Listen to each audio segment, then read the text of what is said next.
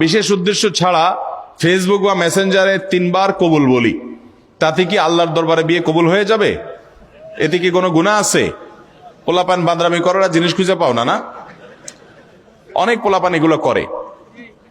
এমনকি এই যে নাটক সিনেমাতে অনেক সময় অভিনয়ের অংশ হিসাবে এগুলো করে না অভিনেতারা, এদের মধ্যে কেউ যদি মুসলমান হয়, কার যদি আল্লাহর প্রতি বিশ্বাস না থাকে তার কথা ভিন্ন হয়, বেঈমান নিয়ে আমাদের আলাপ নাই। যে মুসলমান, যে আল্লাহর প্রতি ঈমান আছে, তার জানতে হবে নবী করিম সাল্লাল্লাহু আলাইহি ওয়াসাল্লাম বলেছেন সালাতুন জিদ্দুহুন্না জিদ্দুন ওয়া হাজলুহুন্না জিদ্দুন। 3টা বিষয় সিরিয়াসলি করলে যা হবে, দুষ্টমি রসিকতা অভিনয় মজা করে করলে তা হয়ে যাবে কাহিনী বড় খতরনাক, বড় জটিল। অতএব আপনি দোস্ত দুষ্টামি করে কোনো ক্লাসমেট মেয়েকে বললেন অন্য 2-3 দোস্তের সামনে যে আমি ওরে বিয়ে করলাম, এবং সেও অ্যাডাল্ট আপনিও অ্যাডাল্ট, দুজন সাক্ষীও আছে।